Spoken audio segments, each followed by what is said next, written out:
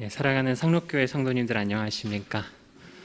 오늘 예배 참석하신 모든 분들에게 하나님의 은혜와 사랑이 넘칠 줄 믿습니다. 언제쯤 안 떨릴지 모르겠습니다. 오늘 말씀은 고린도전서 1장 2절 말씀입니다. 고린도전서 1장 2절 말씀. 네, 한 절밖에 안 되니까요. 다 같이 한 목소리로 합독하도록 하겠습니다. 고린도에 있는 하나님의 교회 곧 그리스도 예수 안에서 거룩하여지고 성도라 부르심을 받은 자들과 또 각 처에서 우리의 주 곧 그들과 우리의 주 되신 예수 그리스도의 이름을 부르는 모든 자들에게 아멘. 네, 오늘 본문 말씀이 수요 예배 오신 분들은 아실 거예요. 담임 목사님께서 설교하신 본문이랑 똑같습니다. 그래서 제가 이걸 해야 되나 말아야 되나 고민을 많이 했는데 이제 같은 말씀이더라도 우리 적용은 우리가 풍성하게 나눌 수 있기 때문에 그냥 하기로 했습니다. 그리고 원래 제가 지난번에 고린도전서 설교를 하면서 이제 고린도전서를 계속 좀 준비를 해보려고 했었거든요. 그런데 담임 목사님께서 수요일 날 고린도전서 강의를 시작하셔가지고 아쉽게도 저는 고린도전서는 오늘로 그만해야 되지 않을까 생각을 하고 있습니다. 네. 또 준비를 하던 것이기도 하고 해가지고요. 오늘까지 설교를 하기로 했습니다.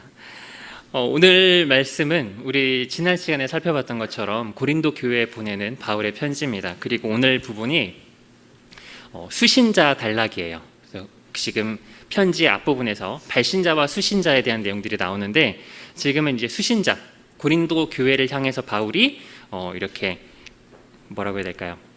어떤 누구누구에게 편지를 한다라고 하면서 수신자를 밝히고 있는 부분입니다. 고린도전서의 편지를 통해서 바울의 주된 관심사는 무엇이었냐면 우리 지난 시간에 살핀 것처럼 고린도 교회는 문제가 많은 교회였죠. 문제가 굉장히 많았습니다. 음행하고 분쟁이 있고 당을 짓고 은사를 자랑하고 지식을 자랑하고 많은 문제들이 있는 교회들이었어요. 그래서 바울의 주된 관심사는 뭐냐면 고린도 교회가 지금 어린아이와 같은 신앙에서 벗어나서 변화되고 거룩해지는 것에 있습니다. 그래서 고린도 전서의 주된 주제는 뭐냐면 거룩이라는 주제입니다. 거룩이라는 주제. 그래서 지금 바울은 고린도 교회가 변화된 삶을 살아가기를 간절히 바라는 마음으로 이 편지를 적어 내려가고 있습니다. 이 같은 주제는 지금 우리의 신앙의 삶을 살아가는 우리에게도 공통점이 있습니다. 여러분들 복음을 받아들이고 하나님의 자녀가 딱 되었을 때 우리는 새로운 없던 변화가 생겨납니다. 그래서 이제 하나님의 자녀로서 변화된 삶을 살아가고 거룩한 삶을 살아가고자 하는 욕망이 우리 안에 생겨났습니다. 그러십니까? 네, 그런데 변화된 삶을 살아가야겠다. 이제 하나님께서 주신 그 은혜에 너무 감사해서 이제 하나님 앞에서 하나님께서 정말 받으실 만한 거룩한 사람으로 살아가야 되겠다라고 다짐은 하지만 막상 그렇게 삶을 살아가려고 하다 보면 잘 되나요? 안 되나요? 안 됩니다. 그렇다 보니까 좌절하고 절망하고 자괴감에 빠지기도 합니다. 그래서 우리에게도 그 변화에 대한 욕구와 갈망이 있기 때문에 오늘 말씀은 동일한 변화를 요구하는 바울의 이 편지를 통하여서 우리가 어떻게 변화될 수 있는가에 대한 답을 얻을 수가 있습니다. 그런데 하나님께서 우리를 구원하신 것이 온전한 100% 하나님의 은혜인데 성화의 삶도 마찬가지입니다. 우리가 구원받았다고 할지라도 우리가 변화된 삶을 우리의 능력으로 살아갈 수는 없습니다. 그래서 우리가 살아가려고 할 때 계속해서 절망하고 좌절할 수밖에 없어요. 그럼 하나님께서 우리로 하여금 변화된 삶을 살아가도록 하시는 것인데 변화된 삶을 살아가려고 하실 때 하나님께서 우리로 하여금 억지로 힘들게 그 삶을 살아가게 하시지 않습니다. 우리의 삶을 통하여서 하나님의 사랑과 은혜를 풍성하게 경험하게 하시면서 기쁜 마음으로 온전한 마음으로 우리가 자발적으로 하나님을 섬기고 경건한 삶을 살아가도록 우리를 이끌어 가시고 인도해 주시는 것입니다. 그래서 오늘 말씀을 통하여서 하나님께서 어떻게 우리로 하여금 선한 동기부여와 의지를 갖게 하시는가에 대한 부분들을 살펴보도록 하겠습니다. 오늘 본문 말씀을 다시 한번 보겠습니다. 네, 오늘 본문 말씀에서 바울이 고린도 교회 사람들을 어떻게 지칭하고 있냐면 그리스도 예수 안에서 거룩하여지고 성도라 부르심을 받은 자들이라고 부르고 있습니다. 뭐라고 하냐면 거룩하여진 사람들이다라고 말을 하고 있어요. 여러분, 바울이 교회들을 향해서 보낸 편지들을 다 읽어보면 그 교회를 칭하여서 부르면서 거룩해진 자들이다라고 부르는 곳은 고린도전서가 유일합니다. 근데 그 교회들의 모습들을 보면은 고린도 교회가 가장 거룩하지 않거든요. 가장 문제가 많은 교회인데 역설적이게도 가장 거룩하지 않아 보이는 교회를 향해서 유일하게 거룩한 자들이다라는 표현을 쓰고 있어요. 더군다나 바울은 원래부터 구원받은 성도들을 향해서 너희들이 거룩함을 얻었다 혹은 거룩하여졌다라고 설명을 하고 있지만 유독 이 말에 대한 강조가 어디에서 도드라지냐면 고린도전서에서 훨씬 더 도드라지고 있습니다. 다른 편지들을 보면 제가 준비하면서 찾아봤을 때 한두 번 정도 언급을 합니다. 그런데 고린도전서에서는 반복적으로 너희들이 이미 거룩해진 사람들이야 거룩해졌어 라는 말을 강조하고 있어요. 우리 고린도전서 1장 30절 말씀을 한번 보겠습니다. 네, 너희는 하나님으로부터 나서 그리스도 예수 안에 있고 예수는 하나님으로부터 나와서 우리에게 지혜와 의로움과 거룩함과 구원함이 되셨으니 뭐라고 말하고 있냐면 우리가 예수 그리스도로 말미암아서 의로움을 얻었고 구원을 얻었다라는 말만 하지 않고 무엇을 얻었다고 말하냐면 거룩함을 얻었다라고 말을 하고 있어요. 3장 17절에서도 한번 보시면 누구든지 하나님의 성전을 더럽히면 하나님이 그 사람을 멸하시리라. 하나님의 성전은 거룩하니 너희도 그러하니라. 이게 무슨 말이냐면 하나님의 성전은 거룩한 것이지요. 그런데 너희도 그러하니라 이 얘기는 너희들도 뭐 하다는 겁니까? 거룩하다라고 말을 하고 있어요. 계속해서 더 나옵니다. 고린도서 6장 11절 말씀 한번 보시면 너희 중에 이 같은 자들이 있더니 주 예수 그리스도의 이름과 우리 하나님의 성령 안에서 씻음과 거룩함과 의롭다 하심을 받았느니라. 너희가 어떻게 되었냐면 성령 안에서 씻음과 거룩함을 얻었다라고 말을 하고 있습니다. 고린도서 7장 14절만 하나 더 보겠습니다. 믿지 아니하는 남편이 아내로 말미암아 거룩하게 되고 믿지 아니하는 아내가 남편으로 말미암아 거룩하게 되나니 그렇지 아니하면 너희 자녀도 깨끗하지 못하니라. 그러나 이제 거룩하니라. 너희 자녀들과 너희가 모두 이제 뭐 하다고 합니까? 거룩하다라고 말을 하고 있습니다. 지금 바울은 거룩한 삶을 살아가야 하는 동기부여를 어떻게 하고 있냐면 너희들이 이미 거룩한 사람이다라는 사실을 강조해주고 있는 것입니다. 그래서 우리 수요일에 오신 분들 담임 목사님 설교 제목을 기억을 하실 것입니다. 뭐였죠? 교회의 정체성이라는 제목으로 해주셨거든요. 지금 바울이 어떻게 하고 있냐면 우리의 정체성을 확인시켜주고 강조해주고 있어요. 너희들이 거룩함을 얻은 사람들이라라는 이 내용을 통하여서 거룩해져야 될 근거와 당위성을 제시해주고 있는 것입니다. 너희가 이미 거룩하니까 뭐 해야 된다고 하는 거예요? 실제적으로 거룩한 삶을 살아야 하는 거야 라는 것으로 거룩한 삶을 위한 동기부여를 해주고 있습니다.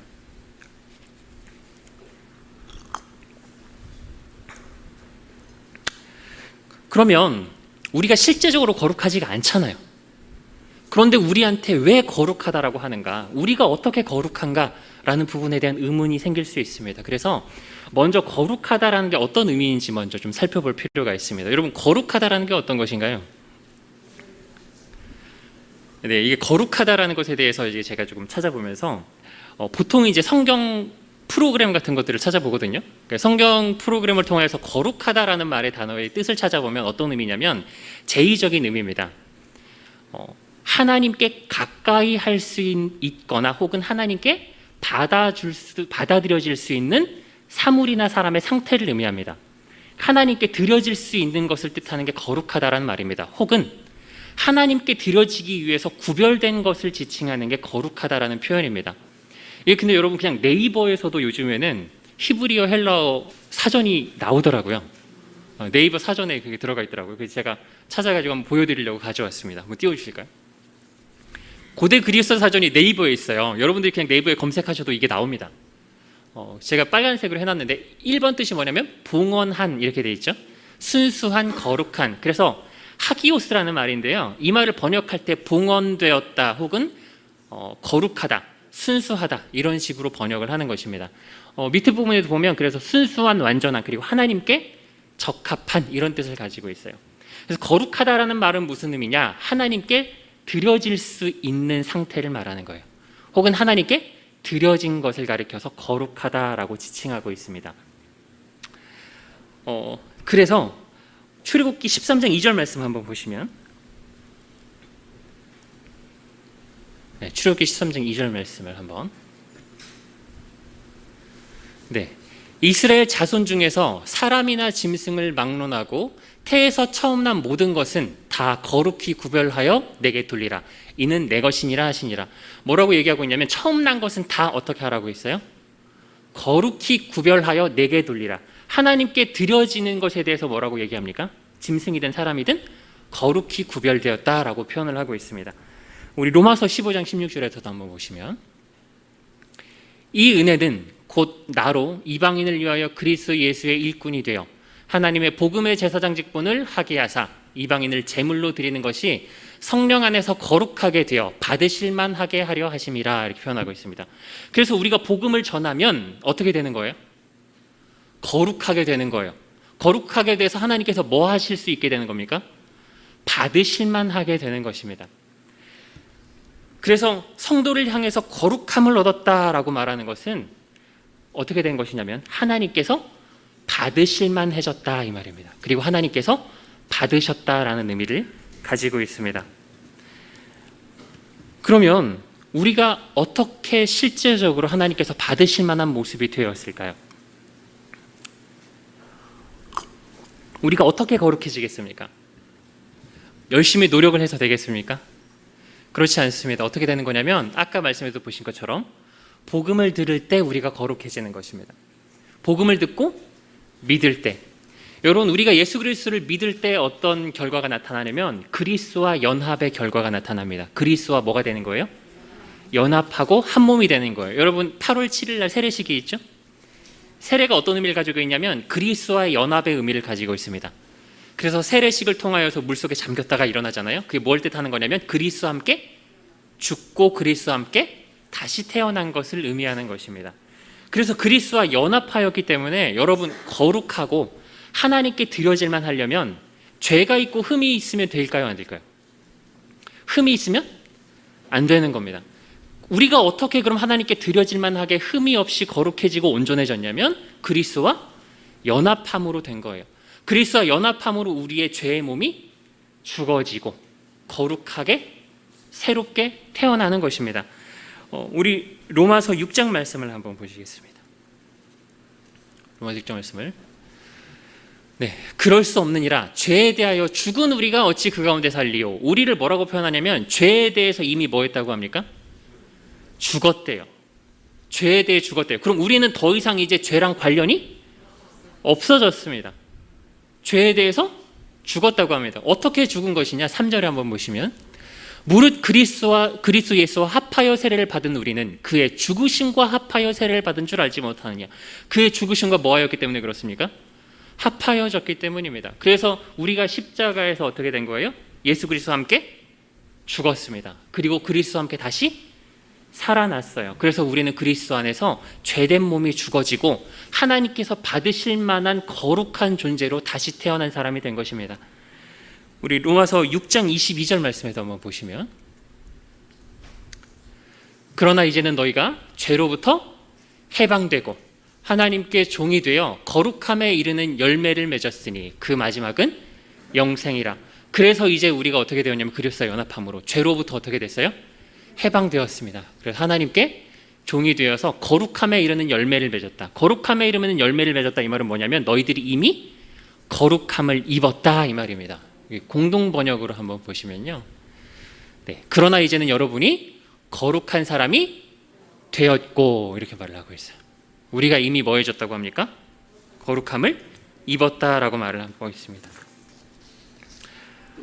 사랑하는 여러분, 하나님께서 우리를 거룩하다라고 말씀하시는 것은 예수 그리스도의 공로로 말미암아서 우리를 죄에 대하여는 완전히 죽고 하나님께서 받으실 만한 모습으로 완전히 새롭게 태어난 존재로 받아주신 것을 의미합니다.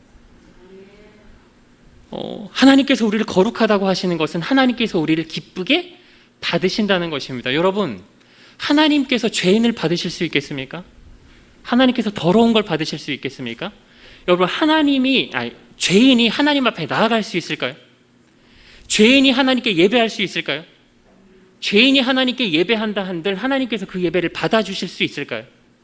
그렇지 않습니다. 그런데 여러분, 하나님 앞에 나아가실 수 있게 되었어요. 예수 그리스도의 십자가의 공로로 휘장이 찢어지고 1년에 한 차례씩 대제사장이 자신을 정결하게 한 이후에야 들어갈 수 있던 그 자리에 우리가 예수 그리스도의 공로를 힘입어서 나아갈 수 있게 되었습니다. 그리고 하나님께서 우리를 거룩하게 받아주셨습니다. 여러분, 여러분들이 사랑하는 자녀가 한 1년간 안 씻었다고 해보세요. 똥통에 빠져서 똥물을 뒤집어 썼습니다. 그럼 그 자녀가 여러분한테 막 나아오려고 해요. 그럼 여러분들이 그 자녀 받아주고 기뻐하고 안아줄 수 있겠습니까? 여러분, 죄인은 하나님께서 받으실 수 없고 거룩하신 하나님께서 죄인을 기뻐하실 수 없습니다. 그래서 여러분, 우리가 이 자리에 모여서 예배할 수 있는 것이 하나님께서 우리를 거룩한 자로 새롭게 만들어 주셨다는 증거입니다. 여러분, 그래서 우리가 이 예배 자리 가운데 나올 수 있고 하나님께 예배할 수 있고 하나님께서 우리 예배를 받아주신다는 것이 크나큰 특권이고 은혜입니다. 여러분, 죄인이 어떻게 하나님 앞에 나오겠어요? 여러분, 어떻게 죄인이 여기서 거룩한 하나님의 말씀을 선포하고 있겠습니까? 죄인이 어떻게 하나님 앞에 거리낌 없이 나오겠습니까? 하나님께서 우리를 거룩하다고 이미 인정하고 받아주셨습니다. 그래서 뭐라고 하냐면 너희들이 이미 내 거야 라고 말씀하시는 거예요. 우리를 하나님께서 흠없고 거룩한 자로 여기시고 인정하시고 받으시고 기뻐하셨습니다. 오늘 찬양에도 나오더라고요. 너희는 택하신 족속이요 왕같은 제사장들이요 거룩한 나라요 하나님의 소유된 백성이니. 우리가 거룩해져서 하나님의 소유가 되었습니다. 그래서 우리가 이미 거룩해졌다라는 것을 우리가 신학적으로 얘기할 때 결정적인 성화라고 합니다. 우리가 이미 거룩함을 입은 사람들입니다. 그래서 우리가 이미 거룩해졌다라는 이 사실이 무엇이 되는 거냐면 우리가 실제적으로 하나님께서 받으실 만한 삶을 살아야 한다는 것에 대한 동기부여가 되는 것입니다. 고린도후서 5장 17절 말씀을 한번 보시면요. 그런즉 누구든지 그리스도 안에 있으면 새로운 피조물이라. 이전 것은 지나갔으니 보라 새 것이 되었도다.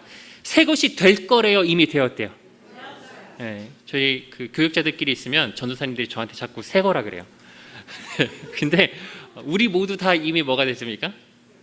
새 것이 되었습니다. 그래서 우리가 하나님 앞에 예배할 수 있고 하나님께서 우리를 받아주신 것입니다. 하나님께서 우리를 받아주셨다는 사실을 통하여서 하나님께서 나를 거룩하게 인정하시고 받아주셨기 때문에 내가 거룩한 삶을 살아야 하는구나 라는 것에 대한 동기부여를 삼으시고 어린아이와 같은 신앙에서 벗어나서 점점 자라날 수 있는 저와 여러분들이 되셨으면 좋겠습니다. 자, 더 이어서 바울이 지금 고린도 교회의 변화를 위해서 보여주고 있는 태도는 무엇이냐면 문제에 초점을 맞추지 않고 그들을 인정하고 믿어주고 긍정적인 시선으로 바라보는 것입니다. 이 부분에 대해서는 지난 시간에도 한번 제가 설명을 좀 드린 바가 있습니다. 지금 바울이 이 편지를 쓰면서 그들을 무엇으로 인정하고 있냐면 야, 니들 정말 실망이다. 너희들 정말 더럽구나. 어떻게 그렇게 음행을 하니? 어떻게 그렇게 문제가 많니? 어떻게 예수 믿는 사람으로서 이렇게 할 수 있고 저렇게 이렇게 할 수 있니? 니들 이거 빨리 바꿔야 돼, 고쳐야 돼 이렇게 말하지 않았어요. 그들의 문제를 말하기 전에 먼저 그들을 인정해주고 그들을 칭찬해주고 그들을 받아주고 그들의 변화에 대한 소망과 확신을 가지고 믿음을 가지고 그들을 대하고 있습니다. 오늘 본문에서도 그들을 거룩하지 않은 그들을 하나님께서 거룩하게 받으신 존귀한 존재로 인정해주고 있는 거예요. 여러분, 문제에 초점을 맞춰가지고는 절대로 사람이 변화되지가 않습니다. 여러분, 만약에 바울이 고린도 교회를 향해서 인정해주고 믿어주지 않고 책망만 막 하고 문제만 계속 지적했다면 고린도 교회는 자신들이 변화될 수 있다는 소망을 가지지 못했을 겁니다. 문제에만 초점을 맞추면 어떻게 되냐면 너는 이것도 문제고 저것도 문제고 저것도 문제니까 이건 변화돼야 돼. 이것만 자꾸 얘기하다 보면 아, 나는 문제가 많은 존재구나 이렇게 생각할 수밖에 없어요. 그리고 바라볼 때 그 사람을 믿음으로 바라보지 않으면 스스로도 믿음을 가질 수가 없어요. 아, 나는 문제가 이렇게 많은데 내가 어떻게 변화될 수 있어? 아무리 발버둥쳐 봤지만 나는 이 예전에 내가 가진 구습에서 벗어날 수가 없어. 그러면 문제는 알았을지 몰라도 문제에서 벗어날 수 있는 소망이 없어지고 동력이 없어지고 의지가 사라지는 것입니다. 여러분, 문제를 변화시키고 싶으면 문제에 초점을 맞추면 안 되는 거예요. 그래서 여러분 자녀들한테 잔소리 많이 하시죠? 잔소리 백날 해도 안 바뀝니다. 특히나 여러분 잔소리하고 문제를 지적할 때는 그 사람이 나를 인정해 준다는 느낌이 조금도 들지 않아요. 나한테 문제만 계속 얘기를 하면 그 사람이 나를 긍정적으로 바라본다라는 생각이 안 들어요. 문제만 계속 이야기하고 너 계속 이러고 있니? 너 언제까지 이 모양 이 꼴일 거야? 그러면 나를 변화될 수 있는 사람으로 나를 믿어주고 있다는 느낌이 전혀 들지 않습니다. 그럼 아, 나는 문제만 많은 사람이야. 나는 원래 이런 사람이야. 난 여기서 벗어날 수 없어 라고 생각하고 문제에 계속 함몰되어 들어갈 수밖에 없습니다. 여러분 그냥 일반 상담에서도 그래서 여러분 보통 상담하러 가시면 어떤 문제가 있어가지고 문제만 계속 다룰 것 같으시죠? 상담 받아보신 분 계십니까? 사람들이 많이 오해하는 게 뭐냐면 상담 받으러 가면 문제만 계속 탐색할 거라 생각해요. 막 탐색을 해보니까 아, 당신은 이게 문제여서 그랬네요. 이게 문제여서 그랬네요. 이게 문제네요. 문제를 탐색해서 알아내는 게 상담이라 생각해요. 근데 여러분 문제를 탐색하는 과정도 필요한데 상담에서 더 중요한 게 뭐냐면 그 사람의 강점을 찾아주고 그 사람의 성공 경험을 다뤄주는 거예요. 그래서 문제만 다루는 상담은 상담사들이 실수하는 상담이기도 합니다. 문제만 계속 다루다 보면 그 내담자는 자기의 문제는 더 잘 파악을 합니다. 아, 내가 이런 것이 문제구나. 그런데 그 문제에서 벗어날 수 있는 힘을 얻지 못해요. 그래서 상담할 때 중요한 게 뭐냐면 그 사람의 성공 경험을 계속 달아주고 그 사람의 강점을 찾아주고 칭찬해주고 그 사람의 강점을 북돋아주고 격려해주는 것입니다. 그래서 그 사람이 가지고 있는 강점을 통하여서 문제가 자연스럽게 해결되게 하는 게 상담을 통해서 변화되는 과정이에요. 그리고 상담사가 가져야 될 가장 중요한 태도가 뭐냐면 내담자가 변화될 수 있을 것이라는 믿음을 가지고 대하는 것입니다. 여러분 그 사람이 나를 믿음을 이 사람은 정말 문제가 너무 심각해서 내가 상담을 해서 도저히 변화되지 않겠다 이런 식으로 그 사람을 대하면 그게 상대방에도 느껴져요. 그러면 스스로도 자신을 믿을 수가 없어요. 그래서 변화될 수가 없습니다. 그래서 그 사람이 변화될 수 있을 것이라는 믿음을 가지고 그 사람의 장점을 격려해주고 북돋아주는 것이 변화를 위해서 필요한 상담입니다. 지금 바울도 그렇게 하고 있는 거예요. 바울이 그 사람의 문제에 집중하는 것이 아니라 먼저 인정해주고 믿어주고 긍정적인 시선으로 강점들을 칭찬해주고 감사하고 있는 것입니다.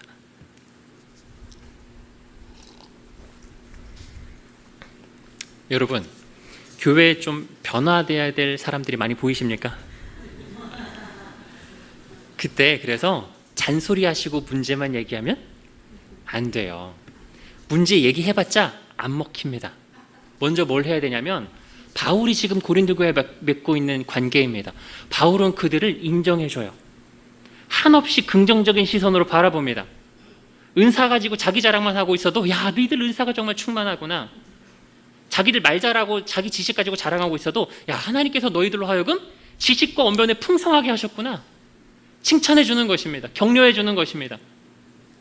그리고 결정적으로 어떻게 하냐면 야, 하나님께서 너희들을 책망할 것 없는 모습으로 견고하게 변화시켜 주실 거야. 내가 그거 확신한다. 그 확신과 믿음을 가지고 그들을 대하고 있는 거예요. 이런 관계를 먼저 맺고 인정해주고 믿어주는 이런 태도를 가지고 그들의 잘못된 문제들을 지적해주고 책망해줬을 때 그것이 받아들여지고 아, 내가 이것이 변화돼야 되겠구나라는 동기부여를 삼을 수가 있는 것입니다. 여러분, 그래서 그런 사람들이 있으면 먼저 뭐 해주셔야 되냐면 만약에 여러분들 그 사람을 정말 인정해 주지 못하고 그 사람을 긍정적인 시선으로 바라보지 못하고 그 사람을 믿어주지 못한다면 책망도 하실 필요가 없어요. 해봤자 소용이 없습니다. 괜히 사이만 안 좋아져요.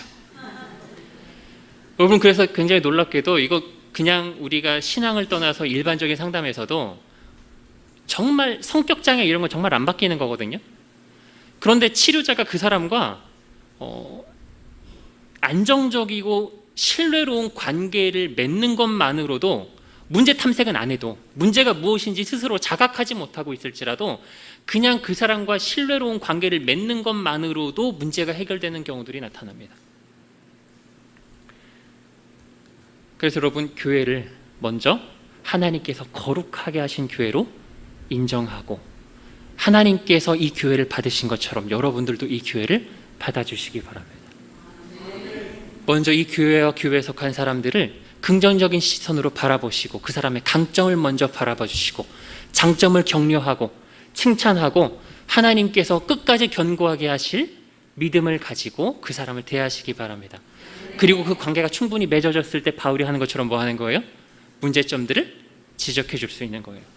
그럴 때 그것이 받아들여지는 것입니다. 그래서 바울이 그들과 이런 관계를 맺지 않고 먼저 막 책망만 하고 문제만 지적했다면 그 책망은 결코 고린도 교회에게 받아들여지지 않았을 것입니다.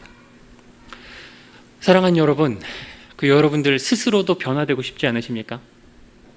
스스로 변화되고 싶으시죠? 그럼 여러분들도 여러분들의 문제에 너무 집중하지 마세요. 여러분, 그리고 심리적인 문제가 생겼을 때 가장 큰 문제가 뭐냐면, 거기서 벗어나지 못하는 가장 큰 문제가 뭐냐면, 심리적인 문제가 생겼을 때 강점보다는 단점을 자꾸 바라봐요. 긍정적으로 바라보지 못하고 스스로를 부정적인 측면으로만 바라봅니다. 그래서 내 문제, 바뀌어야 될 문제만 계속 보다 보면 나는 문제투성이인 사람이 돼버려요. 여러분들, 하나님께서 여러분들을 인정하셨습니다. 여러분들의 현재 모습과 상관없이 하나님께서 여러분들을 거룩하다고 하셨습니다. 그리고 하나님께서 여러분들을 어떻게 하셨어요? 기쁘게 받으셨습니다. 여러분, 하나님께서 여러분들을 인정하고 받으셨어요. 그럼 여러분 스스로도 여러분들을 뭐 하셔야 돼요? 용납하고 인정하고 받아주시기 바랍니다. 여러분들 스스로도 여러분을 거룩한 하나님의 자녀로 바라보시고 받아주시기 바랍니다. 그리고 스스로의 강점에 초점을 맞추고 긍정적인 시선으로 자신을 바라보고 내 자신도 변화될 수 있을 거라는 믿음과 소망을 잊지 않으시길 바랍니다. 여러분, 물론 나 스스로의 모습을 보면 나를 긍정적으로 바라보고 믿어주는 게 굉장히 어려울지 몰라요. 인간은 누구나 연약하기 때문입니다. 형제를 바라볼 때도 마찬가지지만 형제의 모습에 초점을 맞추면 그 사람을 그렇게 바라볼 수가 없습니다. 그런데 우리는 무엇에 초점을 맞춰야 되냐면 하나님께서 우리를 그렇게 바라보신다라는 사실에 초점을 맞춰야 합니다. 하나님께서 우리를 거룩하게 하셨다라는 사실에 초점을 맞춰야 합니다. 하나님께서 우리를 끝까지 견고하게 인도하고 계신다는 사실에 초점을 맞춰야 합니다. 여러분, 나는 못 믿어도 하나님은 믿을 수 있어요. 나는 거룩한 삶을 살아갈 수 있는 힘이 없어도 하나님께는 있습니다. 그리고 그 하나님께서 우리를 여전히 믿고 계시고 우리를 변화시킬 계획을 가지고 우리의 삶을 인도해 주고 계십니다. 우리는 우리가 할 수 없을 때라도 하나님께 간구하고 하나님께 찾고 구하면 하나님께서 우리를 변화시켜 주실 것입니다. 우리는 구하고 하나님께서 변화시켜 주시는 그 손길을 우리의 삶 속에서 경험하고 누리면서 하나님을 기뻐하고 찬양하면 됩니다.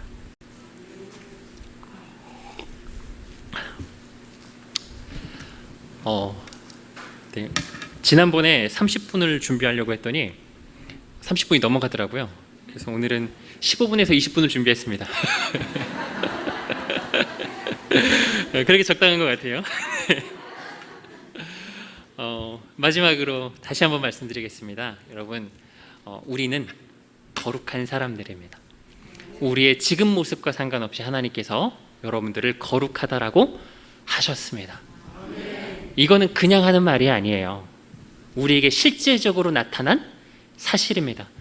칭의는 우리의 신분의 변화거든요. 칭의는 하나님께서 우리를 법정 판결의 의미입니다. 하나님께서 의롭다고 판결을 내려주셔서 우리의 신분이 의롭게 변화된 것입니다. 거룩함은 하나님께서 받으실 만한 사람으로 새로운 피조물로 만들어주셔서 받아주셨다는 것을 의미합니다.